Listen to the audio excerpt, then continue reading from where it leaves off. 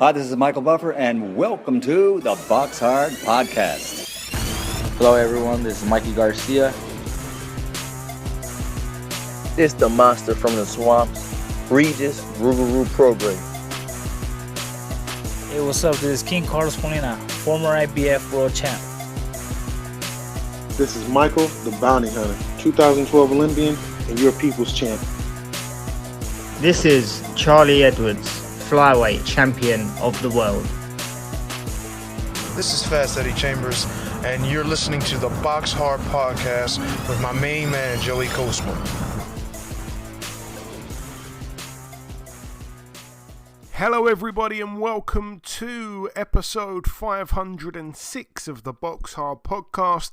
I'm your host Joey Coastman. I'm joined as ever by former heavyweight world title challenger, the main man himself, Mr. Fast Eddie Chambers. Eddie, how you doing this week? I'm doing great, my man. How about you?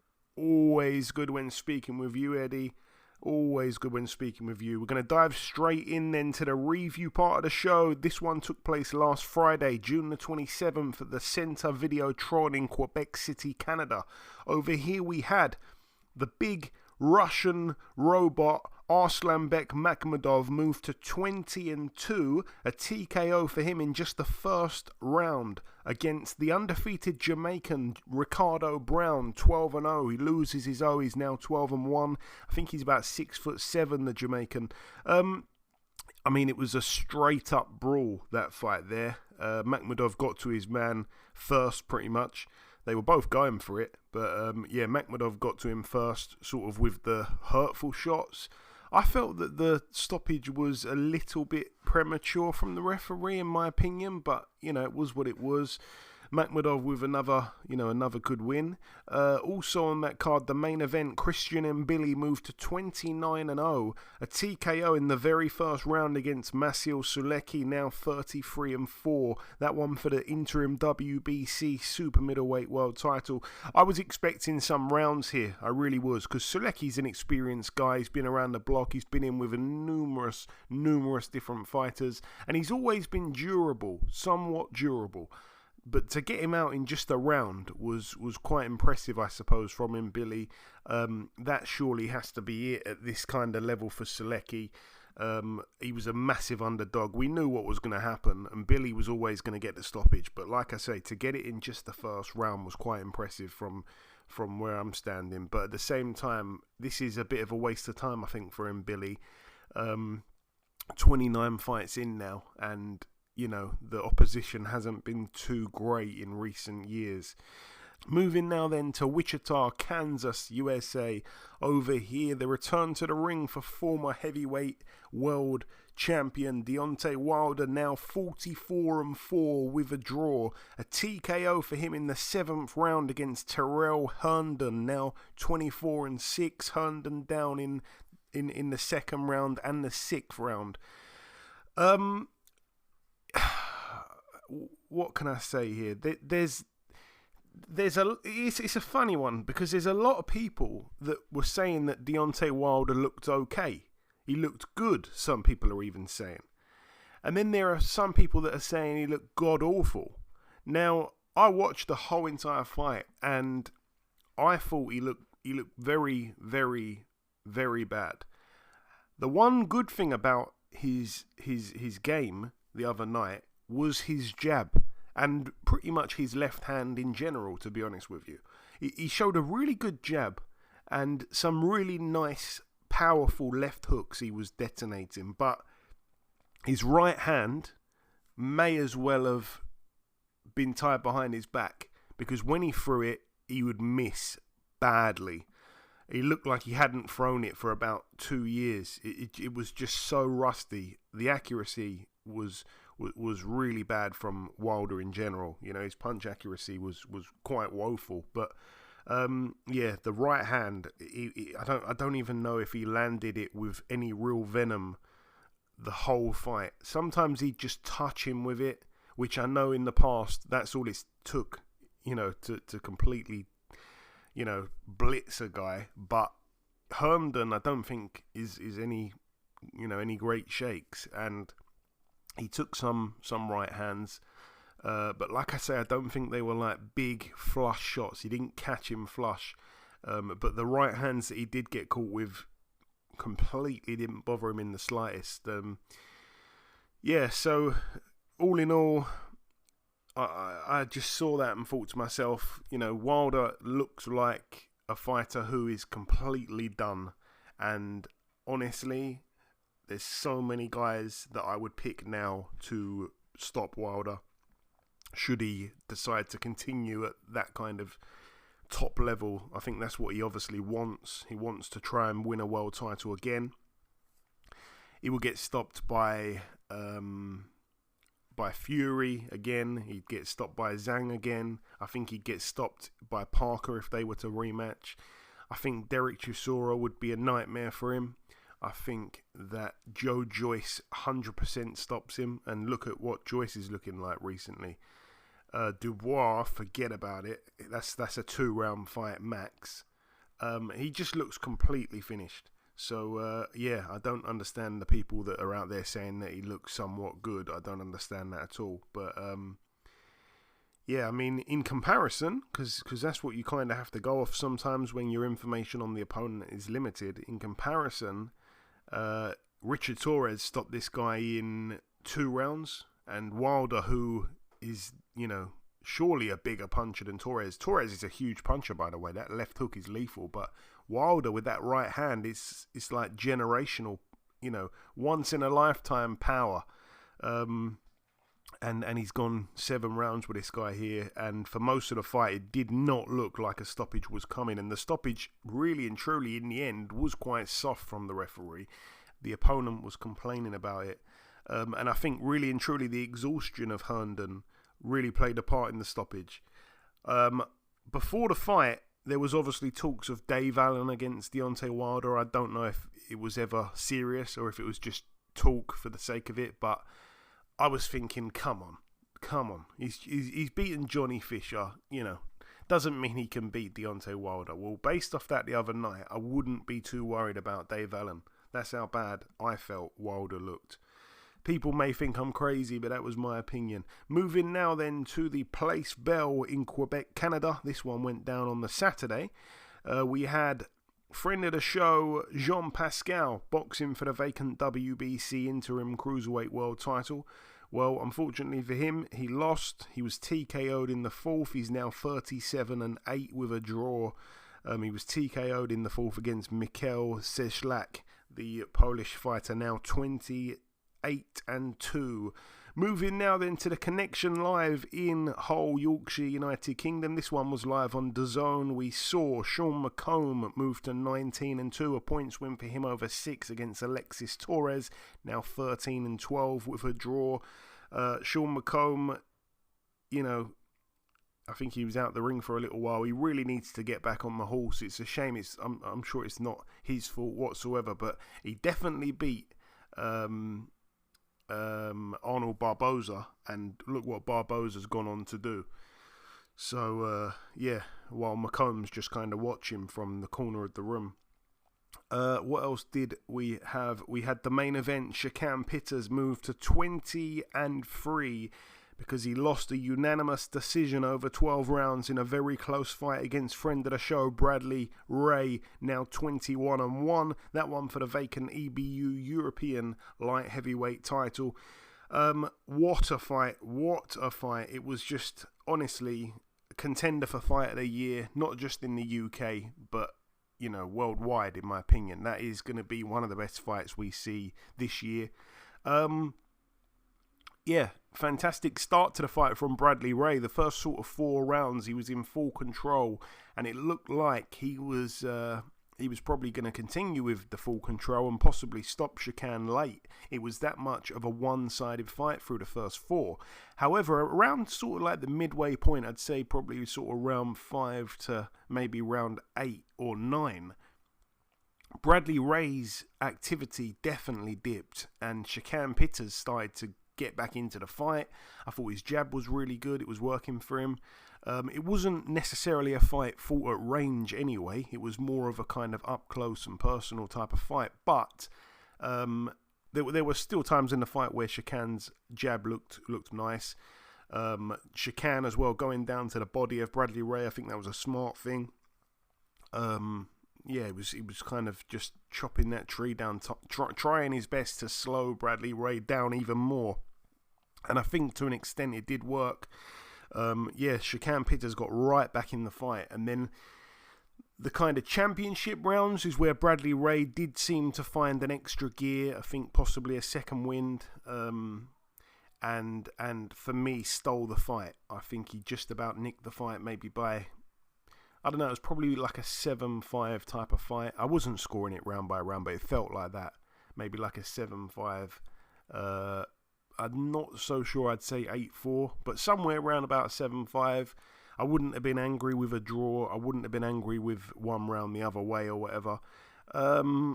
It was a great fight, like I say. And I'm sure that Chicane Pitters will be back. I think he's 35, so there was an 8-year age gap there. Bradley Ray, 27, I'm sure will definitely come back and improve. Despite winning, he'll come back and improve. He's European champion now. I'm over the moon for him. Obviously, we know the terrible luck he's had in recent months outside of the ring, with fights just not going, not ended up going ahead. And to get this opportunity for it to finally happen, I said on last week's show, don't be tweeting that the fight's happening. You've already had a fight fall through on fight night, so don't tempt fate in any way. But yeah, like I say, really good performance from Bradley Ray. He'll be back better next time, and yeah, hopefully he gets those big fights that he's been searching for such a long time now with this belt. What else can I say? Bradley Ray was very, very honest in the interview in the ring. He said that during the fight, he was kind of scoring it round by round and he had it a draw.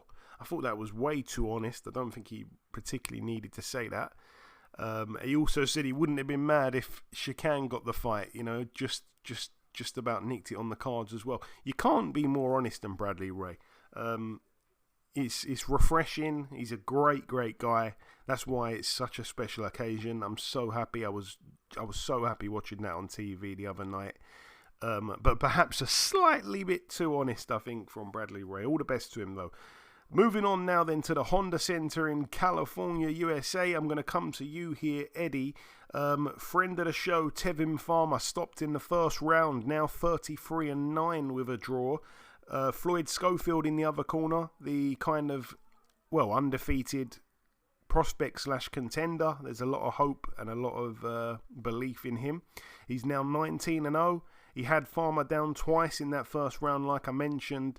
Tevin Farmer, I've been praising him. I've been saying he looks pretty good, looks rejuvenated up at lightweight, and he's been the distance twice with William Zepeda, who is a monstrous puncher, but he was stopped in around here by Floyd Schofield. I don't think anyone would have expected that to happen, but tell me what you thought about it. It was sad to see Tevin go down like that, for sure, for me. Yeah, it's unfortunate for Tevin, man. I mean, I really am really supportive to his skill level and what he can do, and it's a shame to see, a guy that's, that obviously that capable of a fighter skill wise and the level he's been at, being a former champ and all, and being in and around, championship level even now, to get stopped and around by a guy who's not even completely considered a contender. It just doesn't look great. But at the same time, I mean, we didn't know that this kid was capable of something like this. I mean, you can't see the future, I don't think. But, it's just unfortunate that's happened for Tevin. Obviously, it's great for Floyd Schofield. It's great for him. And he's now going to be looked at as a real threat in the future as a top-level guy now, because he just beat a former world champion who just had two close fights with William Zepeda, who's expected to be, he's already at the top level. So this really looks good for Floyd Schofield.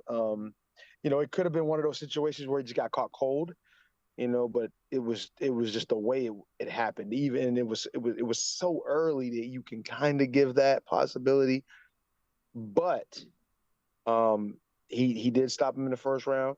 He landed the shot he needed that, ended the fight early, well, there's a few knockdowns after.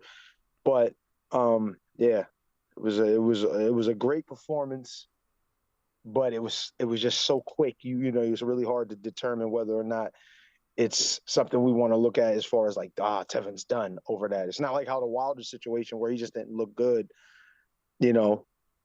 entirely. But with this, it's kind of like he got caught in the first round, caught cold. Maybe he can come back, and maybe he can. We don't really know Tevin's level just from this now. Now, in his head, who knows? How he feels after, or the damage he took. But like I said, it was quick, so it's just unfortunate for Tevin, but great for Kid Austin. For sure. We're going to move on then to the next fight up the card.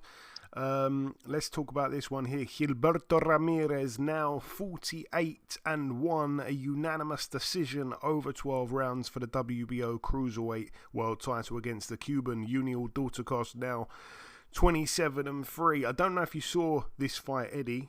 Did you see any of this one? No, I didn't see this one. Okay.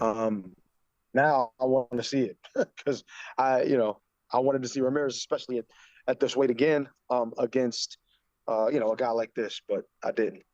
That's fine.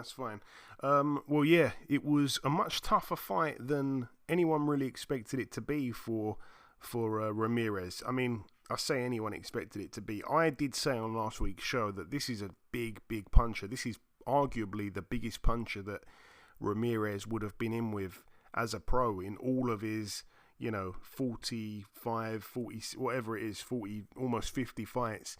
He's getting in with a true cruiserweight, and even though he's long in the tooth, I suppose now you could say about Dorticos, he's still got that power. He's coming off 3 KOs in a row, all within 2 rounds.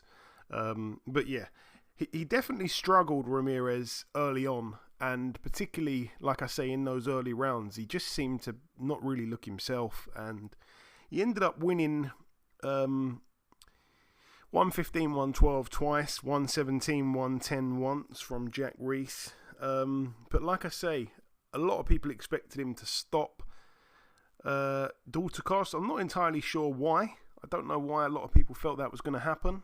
I think the points victory was probably, looking back, even in hindsight, I suppose, was the more likely scenario from where I'm standing. But yeah, towards the end of the fight, Dorticos seemed to slow down, and Ramirez started to sort of turn it on a little bit. And at that point in the fight, Ramirez looked good again, but it did take a few rounds, and it was a close fight after the first sort of 4 rounds, and then Ramirez started to sort of pull away from the mid-rounds towards the end. So yeah, clear victory for him in the end. What else did we have? Yes, the main event. Jake Paul, now 12-1. He legitimately now holds a victory against a former world champion. Julio Cesar Chavez in the other corner, now 54-7 with a draw. A unanimous decision over 10 rounds once again for Jake Paul.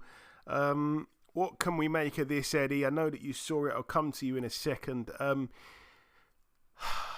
honestly don't know where to begin. I mean, I never expected Chavez to do enough to win. We kind of knew what you're going to get with Chavez. We're used to it now. But if there was ever a fight that you could just put in a little bit more effort into training and everything, it would be this fight, because you know that if you win this fight, you don't just rob the bank once, you rob it twice in the same night, just with a good performance or a win. Once upon a time, this would have been a no contest. Let's be honest. Chavez was more than capable, but you've got to go back so many years to get that version of him. It was just the typical Chavez that we've been seeing for the last 5 years or so now. There were times in the fight where he did very rarely try to put his hands together, and he did have success, but it was so few and far between that he was doing that. He clearly didn't come to win the fight on points, because he didn't do enough at all. The punch the punch output, the punches landed. I've seen the statistics, and they're just god awful. But yeah, I don't honestly know what he tried to do. Maybe he just came for that payday and that's it. But hopefully we never see him in a ring again. He's given Jake Paul even more venom now to spout, and Jake Paul's going around now saying that he's beaten a former champion. He's now off the back of this somehow got himself a top 14 ranking with the is it the WBA? I think it is, or I can't remember which one now. But he's number 14 now in the rankings, so he's legitimately in line now for a world title shot. It might. I can't remember which belt it is with now. But anyway, I don't even know what else to say on it, Eddie. Please help me. Yeah, I'm gonna do my best. I don't know what to say. I'm not, I'm happy in a sense that there's so much interest in a fighter who, I mean, like I said, it can draw more eyes to boxing, so that's good. But it's still a sort of a sideshow. You know what I mean? I mean, he actually did beat someone who, in the past has been, high level, obviously world championship level, world title, but he's not even a shell of his former self. So it's like, really, what can you take from it beside the name, And it's just so unfortunate that, obviously it's a huge money fight for Chavez. Anybody right now fight Jake Paul is going to be a huge money fight. So it's almost like you have to take it. But I'm just looking at Cesar Chavez Sr. and the name that he's carrying and just how he's looked recently. It's like, damn, you're the son of one of the greatest Mexican fighter in history of boxing. And it's like, damn, man, it just doesn't look good, for him. It must not feel good either. I mean, it's just the name is now attached to this, and he loses to Jake Paul, which, I mean, like I said, eventually everyone gets old. Father Time is undefeated, but it just looks really bad. It's almost like this sideshow guy who has had just a great following, from other things and not boxing, all of a sudden comes on to boxing late and beats one of the greatest, beats a world champion for one, a former world champion, and then he beats one with a name as great as the name he has, and it's just really unfortunate, for the hardcore boxing people. But the good part is it looks that Jake Paul is taking the game seriously. He's really putting effort in. I mean, obviously, he has that following, and he has the money behind him, and the business savvy, the real understanding of how to really put yourself out there in social media. So, that part is great, and it's great for boxing. He's obviously been really good. He's been great for women's boxing too. So, I can't be completely against the kid, but it's just, when it comes to his fighting and his boxing, I'm not saying he looks super terrible, because I've seen guys who have been boxing all their life that look worse, but it's just to get a ranking to be legitimately in position for a world title is still a little funny for me. But at the end of the day, he's playing the game, and this is what boxing is. You can't do this in really any other sport, but in boxing, this is what we have. It's like we are the how do I say it? The most liberal sport when it comes to levels, and we'll find a way to allow you into the sport and actually get TV time. Whereas if you go to, basketball, you go to football, you go to, soccer, which is also football, you go to, baseball, you go to all these other sports, you got to go through such a rigorous, murderous row of things to get to that level. They're being a real high level professional. But then you come to boxing, and yes, truly, when you look at the truly elites, yeah, obviously they are the best of the best. But then you get situations like this where you get people who have only been doing the sport for such a short time, but they have a great social media following or a great following, and it just, lines become blurred. So now, lay fans will look at, oh, Jake Paul's one of the best in the world, and it's like, not really. You know what I'm saying? He's a hell of a showman, and he's smart business wise, but he's a decent fighter right now.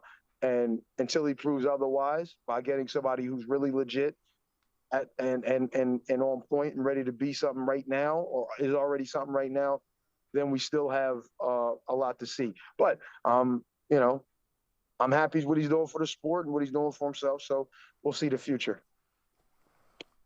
We certainly will. We certainly will. That then brings the review part to a close. It's now time to welcome this week's special guest. Ladies and gentlemen, please welcome the undefeated European Super-Featherweight champion. It is, of course, Mr. Ryan Garner. Ryan, welcome back on the show, my friend.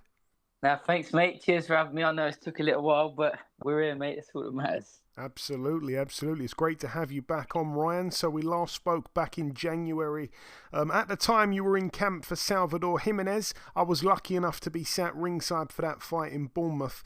I texted you after the fight and I told you my thoughts. I said that your engine was particularly impressive. Your pressure was relentless.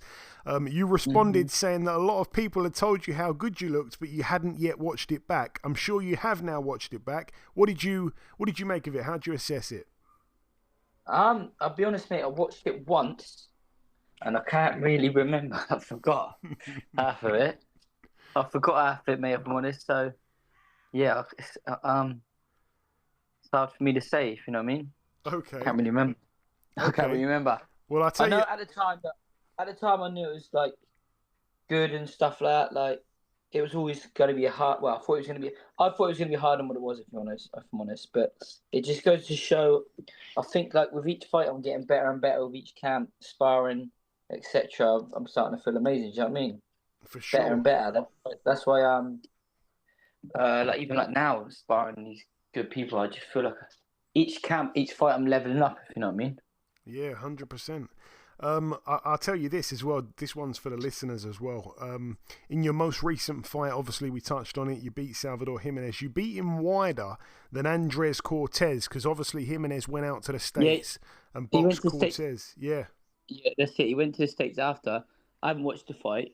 Yeah, but he won a couple rounds, didn't he? Yeah, and obviously I think Cortez, my trainer said it. Yeah, Cortez is being lined up for a title shot. He's an undefeated top-ranked prospect. You beat him wider than Cortez did. You beat Archie Sharp wider than Maxie Hughes did. And you've beaten Liam Dillon wider than Pearce O'Leary did. How do you feel about those three facts? It's pretty mad, isn't it? It's pretty mad, mate, if I'm honest. Pretty mad. It goes to show where I'm at. Like, do you know what I mean? And I feel like I'm only getting better. 100%, but no, that's three fantastic facts there. No, I'm still 27 years old. Really, It's not old, is it? I look at some of these like world level fighters at my weight. They're all 33, 30, all in their 30s. I'm 27 years old. Yeah, exactly. Getting on to your upcoming fight, you'll be boxing Reece Bellotti July 26th back in Bournemouth. I feel like this fight has potential to be another absolute cracker because I think it's fair to say Bellotti brings something to the table that maybe your recent opponents haven't, and it's that big power. Yeah, mate, he's got power, he's got an engine, he's game, he's got it, it's a tough fight on paper, but who knows? Hopefully, I'll make it as easy as I've been on the other ones. Do you know what I mean? And obviously, he's got experience behind him. He's on a brilliant run right now. I think he's about 6-7 fights undefeated. How do you see the fight playing out? Because again, neither of you like to take a backward step. It depends, mate. Like, I haven't got a set game plan really. I'm just gonna make sure that I'm ready for anything. Really, I believe that that's the difference between me. I think I can switch it up. Do you know what I mean? I'm not just a one-trick pony. I think I can switch up and do a few different things. I can box, I can fight, can stick, I can move, I can stand there and trade. Do you know what I mean? Yeah. I feel like I've showed that in all my other fights. Like you say, with Liam Dillon, my last 3 fights, I feel like I'm starting to tick each box slowly but surely. Do you know what I mean? Prove I can do this, prove I can do that with all different style of fighters. And I'm still coming out the other end. So, yeah, listen, there's going to be times in amateur when it's going to be tough. Because, like you say, Reece is a good fighter and he's at that level, isn't he? So, it's not going to be all plain sailing, but I just believe that I'm going to win. Do you know what I mean? I've been at those last 3 fights as well when I think about it. Where does Reece Bellotti rank in terms of the best fighters you've fought? You said on paper it's tough. Obviously, it's not fought on paper. I'd say the best, if I'm honest. Okay. He's going to be the best. It's my toughest fight. It's going to be the best. But like I say, at this level now, each fight's going to be tough, innit? There ain't none of them getting easy. They're all getting harder, I believe. Yeah. But yeah, it is what it is, isn't it? You're gonna. I want to get to where I want to get to. I've got they're all going to get harder now. Each fight's slowly getting a bit harder, but I feel like I'm getting more and more ready for each fight. Do you know what I mean? And Ryan, obviously, I don't want you to look too far ahead. You've obviously got a tough fight, as you say, the toughest fight potentially of your career coming up. Is there anyone that's kind of on your wish list? Like, do you have any names, or is it just no one in particular? No one in particular. I'm not one of them people, mate. Boxing. It's a tough sport. It's a job to me. Do you know what I mean? I just wanna whoever they put in front of me for the most money to provide for my family. That's plain and simple, mate. It don't matter who it is. I ain't got no one personally to call out, nothing like that. Just whoever I'm tasked with fighting, I'll fight. Do you know what I mean? And I want to get your take on a couple of other fights. I want to get your opinion on a couple of other fights that's coming up. I'm going to start with this one here, Ryan. Your stable mate in terms of being under the same promotional umbrella. Anthony Cacace against former featherweight champion Raymond Ford. You got any thoughts on that? Obviously, Ford had a great fight with Nick Ball, didn't he? Yeah, like he's very skillful, isn't he? I think he's very, very skillful. Mate, I'll be honest, I don't think I've properly watched him. Okay. That's how I'm not a massive. I don't watch loads and loads of boxing. You know what I mean? All right. Let's keep it to the more bigger names then. Let's skip. Yeah, they are big names. No, but I don't. Obviously, I know of them. They're my weight in that, but I've never really watched. I know like he's a good fighter. It's a tough fight for Cacace. Do you know what I mean? That Ford, he's younger, isn't he? He's fresh and he's good. He's sharp, but yeah, it's hard. Cacace's on a run, isn't he? Do you know what I mean? He's got the full momentum behind him. He's obviously, I bet he's feeling very, very confident at the moment. And it's going to be hard to, especially he's only just moved up, isn't he? What's his name? Yeah.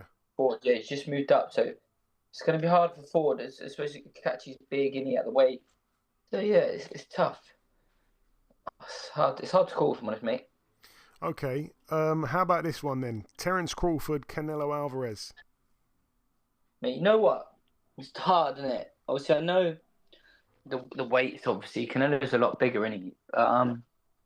Mate, I really Canelo's a very, very good fighter. No, Crawford is a very, very good fighter. I rate him a lot. I think he's very, very good.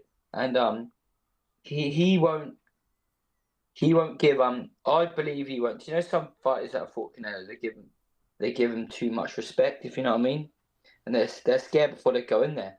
But I don't think Canelo's like that. I think don't really care, does he? Like he believes in himself. He's very confident, and I believe he's a very good all round fighter for me. I believe he's got it all really. I think Crawford, he can fight, he can box, he ticks a lot of boxes. So mate, if easily, potentially I do believe think he can win it. Crawford can win it. Yeah. I really can. Yeah, a lot of people seeming to, as it's getting closer, be picking Crawford, to be honest. It's just you know what it is? It's just, like I say, he can do everything. A box fight. But he's good mover. Also, Canelo's always stuck with somebody, not stuck, like, struggled a bit more with people who can move, if you know what I mean. True.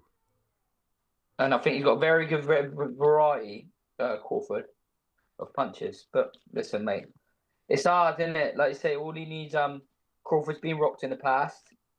So who knows? Canelo's got that power, and especially where he's so much bigger, he can change the fight. Do you know what I mean? It's going to be a cracker, that's for sure. And a fight that got announced earlier this week, that rematch between Benn and Chris Eubank Jr. Who takes the rematch for you, Ryan? Benn. No, sorry. Eubank. But you know what? Benn done better than what I thought. I honestly thought. I watched up to the 10th round because I had sparring down. I was sparring what's his name? Nathaniel Collins was coming down, so we were doing sparring on the Saturday and sparring on the Sunday. So we sparred on the Saturday, and I was had to go sparring again on the Sunday. So it got to like the 10th round, I think it was. And I was like, look, it's getting a bit late. I need to go to bed. I got sparring no more. Do you know what I mean? So I watched up to the 10th round. But look, he done better than what I thought, Benn, mate, if I'm honest. Yeah, 100%. He honestly did. Because I'll be honest with you, I've never really liked him and rated him, if you know what I mean. Yeah. But he did surprise me, and I thought he'd done all right. Yeah, I think a lot of people share the same thoughts, to be honest. Yeah. All right, Ryan. Well, just before we let you go, my friend, if you've got any closing words just to the listeners, if there's anything I've maybe missed that you want to bring up, or anything you want to say before we let you go, the floor is yours before we let you go. For everybody who's going to be, if you haven't got your tickets for 26th of July, I suggest you do fast because they are selling fast, and it's a very, very good fight, and I think you won't be disappointed. So, yeah, hopefully win this, mate. Become the first person to run to British, Commonwealth and European champ. There we go. What an amazing piece of history you'll be making there. It's a great venue. I was at your last fight there, and you're never in a boring fight. Neither is Reece Bellotti. I think it's going to be absolute fireworks. Listen, as always, the pleasure's mine. Thank you for your time. Best of luck for the 26th. We'll speak again soon, Ryan. Cheers, mate. I'll speak to you soon. Thank you. Okay, now it's time for part 2 on this week's show. This part, of course, usually the news part, nothing to bring you, so I'm going to move straight on then to the preview part of the show. There's not too much on this weekend, just the one card. It goes down on Saturday, July the 5th at the Manchester Arena in Lancashire, United Kingdom, live on DAZN. Matchroom Boxing presents this one. Let's touch on the undercard first. We've got Sky Nicholson, friend of the show, 12-1, coming off her only career defeat last time out to Tiara Brown. She's on this undercard, deep on the undercard. She's back in an 8-rounder, 8 2-minute rounds against Carla Gonzalez, who's 9-3 but got 8 KOs. She's a Bolivian fighter, 24 years of age, but she can obviously punch, so that may be interesting. We also have, by the way, that one's at Super Bantam. We also have return to the ring for Pat Brown. We've also got Akib Fiaz 13-1 stepping in with identical record Alex Murphy 13-1. That one's over 10 rounds there. We have return to the ring for the former IBF Super-Featherweight world champion, Mr. Joe Cordina. He hasn't boxed since that fight where he was dethroned last time back in Riyadh, Saudi Arabia, back in May of last year against Anthony Cacace. He was stopped there in the 8th round, following a string of kind of close-ish fights. So he wasn't really looking that great, Cordina. And he's decided, of course, to move up here to lightweight. He boxes for the WBO global title against a Mexican of all nationalities, a Mexican, Jarrett Quiroz, who's 17-1. He's got 13 KOs, so he can obviously bang. The one loss was against Hector Dolores, who's gone on to have a losing record. He's currently 9-10. But he got stopped by Dolores in the 3rd round. Since then, he's come back with 5 wins, 4 by KO. So yeah, I'm wondering if this is going to be, well, a nightmare return to the ring for Joe Cordina. Over a year out the ring, stepping in with a Mexican who, according to his record, doesn't look too bad. So it could be interesting there. But again, I would favour Joe Cordina based off of how good he is to be able to stop this guy. Hopefully he looks good up at this new weight. But there's a few things that I think are working against him clearly. And then the main event, Jack Catterall, friend of the show, 30-2, stepping in with the undefeated friend of the show, 21-0, Harlem Eubank. This one for the IBF Intercontinental Welterweight title over 12 rounds. Catterall coming off that loss last time to Arnold Barboza Jr. in what was a puzzling performance from Jack Catterall. He just didn't really do enough that night, and it was only back in February. So he's back in the ring here. It's been 5 months. I think Catterall's had a string of hard fights, in all honesty. You know, good names. Josh Taylor twice, Jorge Linares, Dara Foley, who's always game, Regis Prograis, Arnold Barboza. Those guys there, you know, that's some tough fights, and that's some tough training camps to get ready for those guys there, because you know that you have to be on your A game. But yeah, it was so puzzling last time, because I thought he'd beat Barboza handily, and he really struggled. So based off of that, I'm a little bit worried for Jack Catterall going into this one. However, I have to say, if I'm being honest, again, both guys friends of the show, but Harlem Eubank, for me, doesn't really belong at the level of a Catterall, unless Catterall has fallen a few steps down from where he was. That's the only intrigue here.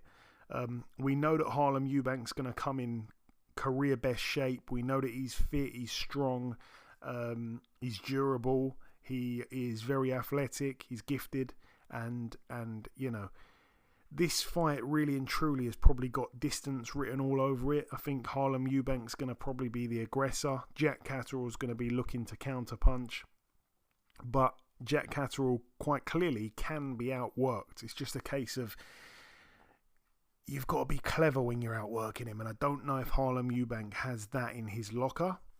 He's a little bit raw, I think, still, Harlem Eubank. Again, I'm not knocking him in any way. I really like the guy, and may the best man win in this one. I'm not saying he can't win, but my gut would say it's going to be Catterall points. I wouldn't be surprised if we saw Catterall get a late stoppage either.